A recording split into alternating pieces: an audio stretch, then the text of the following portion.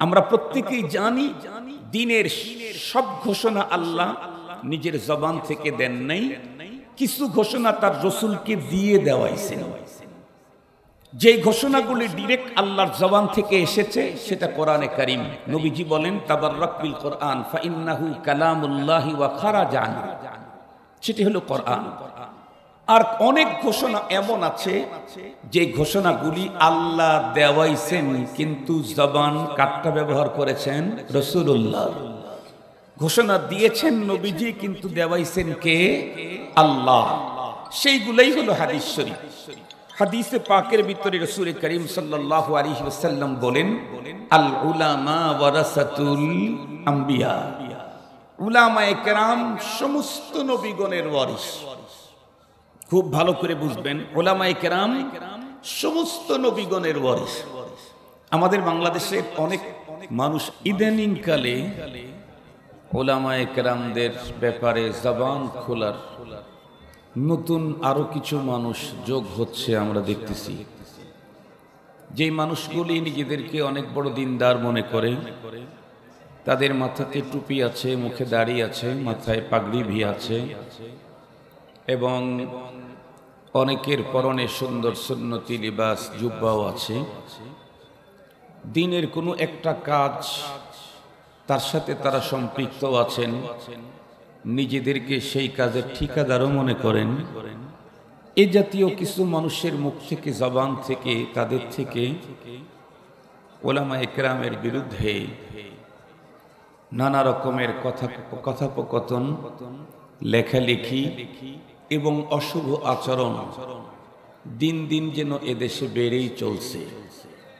সঙ্গত কারণেই মাকামে উলামা শীর্ষক আলোচনা বর্তমান সময়ের এদেশের মুসলমানদের জন্যই সবচেয়ে বেশি জরুরি। কারণ আমরা প্রত্যেকেই জানি এই পৃথিবীতে আল্লাহ পাক মানুষকে তৈরি করে তাদেরকে আল্লাহ পাওয়া, জান্নাতে যাওয়ার জন্য দুটি ধারা দুনিয়াতে চালু রেখেছিলেন। একটি হলো কিতাবুল্লাহর ধারা, অপরটি হলো রিজালুল্লাহর ধারা। আল্লাহ পাক রব্বুল আলামিন এই পৃথিবীর মানুষ কি করে আল্লাহ পাবে, জান্নাতে যাবে, আর এক ভাষায় বলা যায় কি করে ইহকালীন শান্তি আর পরকালীন মুক্তি নিশ্চিত করবে, এ বিষয়ে আল্লাহ পাক স্পষ্ট নীতিমালা দিয়ে গাইড নাজিল করতেন। আর সেই গাইডের প্র্যাকটিক্যাল প্রশিক্ষক আল্লাহ তাআলা তার নিজের পক্ষ থেকে চয়েস করে ওইভাবে তৈরি করে পৃথিবীতে পাঠিয়ে দিতেন। যেই ধারা শুরু হয়েছিল হযরতে আদম আলাইহিস সালাম থেকে, শেষ হয়েছে আমাদের মহানবী মুহাম্মদুর রাসূলুল্লাহ সাল্লাল্লাহু আলাইহি ওয়াসাল্লাম পর্যন্ত এসে যে গাইডগুলি আল্লাহ পাক তার পক্ষ থেকে পৃথিবীর মানুষের ইহকালীন শান্তি, পরকালীন মুক্তির জন্য পাঠিয়েছিলেন, তার সংখ্যা 104। সর্বশেষ কিতাব কোরআনুল কারীম। খুব ভালো করে কথাটা আমাদেরকে বুঝতে হবে। আল্লাহ পাক রব্বুল আলামিন এই পৃথিবীর প্রথম মানুষ যেটি পাঠাইলেন, এটা কি প্রশিক্ষক করে পাঠিয়ে দিলেন? প্রথম মানুষটি উনি ছিলেন পয়গম্বর, উনি পাবলিক ছিলেন না। পৃথিবীর প্রথম মানুষ উনি পয়গম্বর, উনি পাবলিক ছিলেন না। কেন? কারণ এই পৃথিবীতে একজন মানুষ আল্লাহ পাকের পক্ষ থেকে প্রেরিত কিতাবুল্লাহ আর রিজালুল্লাহ, এই দুইটা বাদ দিয়ে ইহকালীন শান্তি, পরকালীন মুক্তি নিশ্চিত করবার কোনো সুযোগ নেই। একজন মানুষও এ পৃথিবীতে আল্লাহ পাওয়া, জান্নাতে যাওয়ার সুযোগ নেই কিতাবুল্লাহ আর রিজালুল্লাহর এই সিস্টেমকে বাদ দিয়ে। এ কারণেই প্রথম মানুষকে আল্লাহ পাক প্রশিক্ষক করে, পয়গম্বর করে পাঠিয়েছেন। আমরা জানি প্রশিক্ষকের সংখ্যা ১৬ লাখের অধিক, কিন্তু তার পক্ষ থেকে গাইডের সংখ্যা মাত্র ১০৪। ১০৪ খানা কিতাব আসমান থেকে পাঠালেন, কিন্তু এই কিতাবের প্রশিক্ষক পাঠালেন ১৬ লাখের অধিক।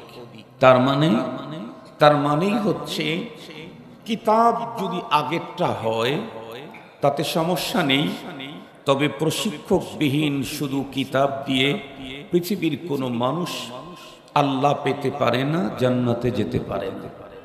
এ কারণে একটা কিতাব, এটাকে নিয়েই অনেক প্রশিক্ষক এ পৃথিবীর যুগে যুগে অনেক মানুষকে আল্লাহ পাওয়ার পথ দেখিয়েছেন। আমরা প্রত্যেকেই জানি এ ধারা মুহাম্মদুর রাসূলুল্লাহ সাল্লাল্লাহু আলাইহি ওয়াসাল্লাম পর্যন্ত এসে শেষ হয়ে গেছে। কিতাব আজও আছে, কিন্তু রিজাল যাকে পাঠিয়েছিলেন উনি পৃথিবী থেকে বিদায় নিয়ে গেছেন। বড় মজার কথা হলো, অতীতের কিতাবগুলির দিকে এক নজর তাকালে যেমন অনেক দূরে দেখার দরকার নাই। আমাদের পূর্ববর্তী যে নবী ছিলেন হযরতে ঈসা আলাইহিস সালাম, তার উপরে যে কিতাবটা নাজিল হয়েছিল, আমরা আমাদের নবী এবং ঈসা পয়গম্বরের মাঝখানে যে কয়েকশো বছর প্রশিক্ষক ছিল না, মাত্র এই অল্প সময়ের মধ্যেই কিতাব তো হারিয়ে গেল, পয়গম্বরের শরীয়ত হারিয়ে গেল। কিন্তু আমাদের নবী আমাদের থেকে অ্যাবসেন্ট 1400 বছর পার হয়ে গেছে। কিতাব তো হারায় নাই, আমার নবীর শরীয়তের কিঞ্চিত একচুল পরিমাণও নষ্ট হয় নাই, হারায় নাই। কেন? অতীতের ওইগুলি শেষ হয়ে গেল, এগুলি শেষ হয় না কেন? মনে রাখবেন তার কারণ। এক নম্বর, কোরআনে হাকিমে আল্লাহ পাক নিজেই বলেছেন, ইন্না নাহনু নাযালনা যিকরা ওয়া ইন্না লাহু লাহাফিজুন। কোরআনে কারীম আমি নাজিল করেছি, এটার হেফাজত আমি করব। সঙ্গত কারণে পৃথিবীর কোন দুশমন কোরআনে পাকের শব্দ অর্থ কোনোটাকেই বিকৃতি করে টিকতে পারবে না। হয়তো একদিন আধা দিন, এরপরেই শেষ হয়ে যাবে। মুহতারাম হাজিরিন, কোরআন হেফাজতের দায়িত্ব আল্লাহ পাক নিয়েছেন। খুব ভালো করে কথাগুলি বুঝবেন। কোরআনের শব্দ এবং মানা দুইটাই কোরআন। আল কোরআন ইসমুন লিন-নাদবি ওয়াল মানা জামিআ। এ কারণে কোনোটাই চেঞ্জিং করার ক্ষমতা কারো নাই। কিন্তু খুব ভালোভাবে বুঝতে হবে একটা কথা, আমাদের দেশে ধরেন আপনাদের আজকের অনুষ্ঠানে যদি কোনো অন্তর্বর্তীকালীন সরকারের কোনো একজন উপদেষ্টা আসে, আর আপনাদের অঞ্চলের কোনো একটা রাস্তা খুব বেশি খারাপ হয়ে গেছে, যান চলাচল একেবারেই অসম্ভব, সমস্ত মানুষ মিলেই যদি তার কাছে ওই রাস্তাকে মেরামতের আবেদন করেন, উনি স্বাচ্ছন্দ্যে যদি এই হাজার জনতার উপস্থিতিতে ওয়াদা দেন, 2 মাসের মধ্যে আমি আপনাদের রাস্তা ঠিক করে দিচ্ছি, জিম্মাদারি নিলাম, তার মানে কি আগামী কাল থেকে উনি কোদাল নিয়ে রাস্তায় নেমে পড়বেন? কি তার মানে কি উনি পরের দিন থেকে ইট ভাঙ্গা শুরু করবেন? তার কি অর্থ? তার অর্থ হলো উনি ওনার টাকা দিয়ে, পয়সা দিয়ে, প্ল্যান দিয়ে, যাকে দিয়ে উন্নত রাস্তা তৈরি হয়, এই জাতীয় লোক উনি নিয়োগ দিয়ে রাস্তা সুন্দর করে দিবেন। রব্বুল আলামিন কোরআনে পাক নাযিল করেছেন, হেফাজতের দায়িত্ব উনি নিয়েছেন। তসলিমার মতো কেউ যদি দুনিয়াতে এসে কোরআনে পাকের বিরুদ্ধে কোনো কথা বলে, রব তখন কি নিজে এসে স্লোগান দিবেন? কথা বলেন। রাসূলুল্লাহ সাল্লাল্লাহু আলাইহি ওয়াসাল্লামের ইজ্জত সম্মানের উপরে কেউ যদি আঘাত করে, তাহলে রব এসে স্লোগান দিবেন? না, স্লোগান দেওয়ার লোক উনি তৈরি করে রাখবেন, রেডি করে রাখবেন। তো কিয়ামত পর্যন্ত এই ধারাকে টিকে রাখার জন্য মূল জিম্মাদারি কাদেরকে দেওয়া যায়? রাসূল করিম সাল্লাল্লাহু আলাইহি ওয়াসাল্লামকে দিয়ে আল্লাহ পাক জিম্মাদারের ঘোষণা করাইছেন। আমরা প্রত্যেকেই জানি, দ্বীনের সব ঘোষণা আল্লাহ নিজের জবান থেকে দেন নাই, কিছু ঘোষণা তার রাসূলকে দিয়ে দেওয়াইছেন। যে ঘোষণাগুলি ডাইরেক্ট আল্লাহর জবান থেকে এসেছে সেটা কোরআনে কারীম। নবীজি বলেন, তাবাররাক বিল কোরআন ফাইন্নাহু কালামুল্লাহি ওয়া খারাজা আনহু, সেটি হলো কোরআন। আর অনেক ঘোষণা এমন আছে যে ঘোষণাগুলি আল্লাহ দেওয়াইছেন, কিন্তু জবান কাটটা ব্যবহার করেছেন রাসূলুল্লাহ। ঘোষণা দিয়েছেন নবীজি, কিন্তু দেওয়াইছেন কে? আল্লাহ। সেইগুলাই হলো হাদিস শরীফ। হাদিসে পাকের ভিতরে রাসূল করিম সাল্লাল্লাহু আলাইহি ওয়াসাল্লাম বলেন, আল উলামা ওয়ারাসাতুল আম্বিয়া।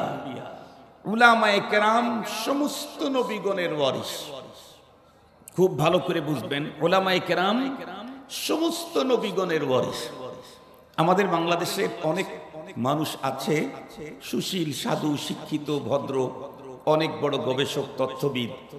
অনেক সময় আমাদেরকেও বলে, কেন আমরা নরম নরম কথা বলি, তো এই জন্য আমাদের কাছে এসে বলে, হুজুর এই যে আপনারা যে ওয়াজ করেন এটা খুব ভালোই লাগে, নরম নরম সুন্দর কথা বলেন, কিন্তু বক্তৃতার মঞ্চে উঠি এই যে কি বলে দাফাদাফি, লাফালাফি, এই যে খুব ফাটাফাটি, এটা আবার কেমন? তো আমরা অনেক সময় তাদেরকে বলি যে দেখেন, আমাদের শেষ নবীজি আমাদেরকে বলে গেছেন আমাদের ব্যাপারে, আল উলামা ওয়ারাসাতুল আম্বিয়া। এই যুগের উলামায়ে কেরাম সমস্ত নবীগণের ওয়ারিস। নবীগণ তো দুই রকমেরই ছিলেন, নরম এবং গরম। তার মধ্যে মুসা আলাইহিস সালাম তো একেবারেই নরম ছিলেন, আজরাইল আলাইহিস সালামকে থাপ্পড় দিয়েছেন, আর একজনকে চড় লাগাইছে, চড়েই মারা গেছে। যেই লোকের চড়ে মানুষ মরে ওই লোকের বক্সিনে কি হবে বলেন তো দেখি? যেই লোকের চড়েই মানুষ মারা যায় ওই লোকের বক্সিং খেলে কি হবে? হযরত মুসা আলাইহিস সালাম টোটাল আগু, মানে পুরাটাই গরম গরম। তো এই উম্মতের উলামায়ে কেরাম সমস্ত নবীদের ওয়ারিস। সঙ্গত কারণে নরমও থাকবে মুসা আলাইহিস সালামের মতো, গরমও থাকবে। এই বিরাসতের ঘোষণা কে দিয়ে গেছেন? মুহাম্মাদুর রাসূলুল্লাহ সাল্লাল্লাহু আলাইহি ওয়াসাল্লাম। আমি সেদিকে যেতে চাই না। তাহলে উলামায়ে কেরাম কিয়ামত পর্যন্ত সমস্ত নবীগণের ওয়ারিস। নবীগণ দুনিয়াতে দিন সম্পর্কটা ওই মানের খারাপ হয়, তাহলে আমি আমার পরবর্তী নসলের ধ্বংস অনিবার্য। আমার কথা না, রাসূল করিম সাল্লাল্লাহু আলাইহি ওয়াসাল্লামের কথা। কিভাবে? আমার বয়ানের শেষে আমি এই কথা ওই কথা আপনাদেরকে মিলিয়ে দেব। এটা আমার কথা না, এটা পয়গম্বরের কথা, আর পয়গম্বরের কথা আল্লাহর কথা। মুহতারাম হাজিরিন, খুব ভালো করে কথাগুলি বুঝবেন। মাকামে উলামার উপরে আলোচনা এজন্য দরকার, কারণ যতক্ষণ পর্যন্ত একজন মানুষ আর একজনকে না চিনে ততক্ষণ পর্যন্ত তাকে সম্মান কেউ করতে চায় না। সহজে একটা মিসাল দিলে বুঝবেন। ধরেন আপনাদের খুলনা বিভাগের কোন একেবারে প্রত্যন্ত অঞ্চল গ্রাম আছে, একটা একেবারে আগের মতোই গ্রাম। ওই গ্রাম 2-3 গ্রামের ভিতরে বাজার টাজারই নাই। একটা গ্রামের টার্নিং পয়েন্টে বটগাছের নিচে একটা ছোট্ট চাষতল আছে। সেই চাষতলে মানুষ চাটা খায়। গ্রামের চা, শহরের চা না। চার দামও কম, 5 টাকা দিলেই চা পাওয়া যায়। আমাদের বাংলাদেশের বর্তমান সরকারের, অন্তর্বর্তীকালীন সরকারের প্রধান যিনি, ডক্টর ইউনূস, উনি ওই জায়গায় গেছেন সিভিলে, কেউ তাকে চিনে না। উনি সারা দুনিয়ার সবার হলো স্যার। আমেরিকায় গেলেও তারে স্যার বলে, কানাডায় গেলেও স্যার বলে, লন্ডনে গেলেও স্যার বলে। জাগতিক দিক থেকে সে সারা দুনিয়ার মানুষেরই স্যার, সবাই তার স্যার বলে। কিন্তু এ দেশের অন্তর্বর্তীকালীন সরকারের প্রধান হওয়ার পরেও ওই গ্রামের মানুষ তারে চিনে না। খুব ভালো করে বুঝবেন, উনি চলতে চলতে টায়ার্ড হয়ে গেছে। ভাবলেন যে একটা চা খেলে কিছুটা হলেও শরীরের ভিতরে একটা সতেজতা আসবে। এ কারণে ওখানে বললেন, ভাই আমার একটা চা দাও। চাও তো গ্রামীণ চা, রাজধানীর চা তো আর না। গ্রামের চা মানে কি? একটু লিকার দিছে আর একটু বেশি করে চিনি দিলেই চা, চিনি কম হলেই চা খারাপ। এটা হলো গ্রামের চা। চিনি বেশি দিলেই চা বড় সুন্দর। এটা হলো গ্রামীণ চার বৈশিষ্ট্য। তো এই জাতীয় একটা চা উনি দিয়েছেন। বসার তেমন কোনো জায়গা নাই। আমাদের সিরাজগঞ্জে বাঁশ এরকম করে করে এভাবে বসায় দেয়, ওইটাকে আমরা সিরাজগঞ্জে মাচাল বলি। মাচাল, আপনারা কি মাচা বলেন না মাচাল বলেন? মাচা, মাচা চিনেন? এই মাচা বানায় রাখছে এই কি বলে বাঁশ দিয়ে। ওর উপরে 2-3 জন বসে বসে চা খাচ্ছে। তো এক অন্তর্বর্তীকালীন সরকারের প্রধান উনি ওখানে গিয়ে দেখলেন তুলনামূলক সবচাইতে বয়সে কম এই ছেলেটা। তো তাকে বললেন, বাবু একটু প্লিজ আমি একটু বসে চা খেতে চাইলাম। এখনকার বাবুরা তো বাবু নাই, এখনকার ছেলেরা মুরব্বীদের চাইতেও মুরব্বীদেরও মুরব্বী। বিশ্বাস করেন তো? আওয়াজ করেন না কেন? এখনকার ছেলেরা মুরব্বীদের মুরব্বী। ছেলেরা মুরব্বীদের মুরব্বী হলে এটি খুব ভয়ঙ্কর লক্ষণ, এটা ভালো লক্ষণ না। ওই ছেলে তখন উত্তর দিল, আরে বাবা, আপনি চা খাওয়ার জন্য বসতে চাচ্ছেন, আমারও তো চা আছে, এতটুকু আপনার জ্ঞানও নেই। উনি জ্ঞান দিচ্ছেন, আমি সেদিকে যাব না, কথা লম্বা হয়ে যাবে। আল্লাহর বান্দা চুপ করে দাঁড়ায় রইলেন। ঠিক আছে, কিছুক্ষণ পরে চা খাওয়া হলে তাকে বসতে দিলেন। এখন বলেন তো দেখি, অন্তর্বর্তীকালীন সরকারের প্রধান মাচালের উপরে বসতে চাইলো, এক বালক তার উপরে চেতে গেল। এটা কি চিনার কারণে না চিনার কারণে? না চিনার কারণে। কিছুক্ষণ পরে চতুর্দিক থেকে র্যাবের গাড়ি, পুলিশের গাড়ি, বিজিবির গাড়ি, সিআইডির গাড়ি, ডিএসবির গাড়ি, এনএসআই এর গাড়ি, তারপরে ডিজিএফআই এর গাড়ি চতুর্দিক থেকে ঢুকে পড়ল। সব কি ব্যাপারটা কি বলতেছে, আমাদের স্যার এখানে আসছে, আমরা জানতে পারলাম। হুলস্থুল শুরু হয়ে গেল। এরপরে উপস্থিত সবাই জানতে পারলো ইনি অন্তর্বর্তীকালীন সরকার প্রধান। এখন বলেন তো দেখি, মাসালে কি ওনার জায়গা হবে? এখন আর হবে না। এখন তাকে বসার জন্য পুরা গ্রামের সবচেয়ে দামি চেয়ার আনতে চাবে। আর একদল বলবে, না, স্যারকে এখানে বসতেই দেওয়া যাবে। তো কোথায় নিয়ে যাও? সবচেয়ে দামি বাড়ি, লন্ডন ডিজাইনের ক্যাটাগরিতে যে বাড়ি বানানো হয়েছে সেই বাড়িতে নিয়ে যাও। কেউ তার পিছনে যাবে, কেউ তার সামনে যাবে, কেউ তার পাশে থাকবে, কেউ তার জুতা সোজা করবে। কেন? এখন তার পরিচয় পেয়েছে। কিছুক্ষণ পূর্বে যাকে মাচালে জায়গা দিতে চায় নাই, এখন তার জুতা বহন করার জন্য এলাকার সবচেয়ে ধনী লোকটা চৌধুরীটাও ঘোরা শুরু করছে।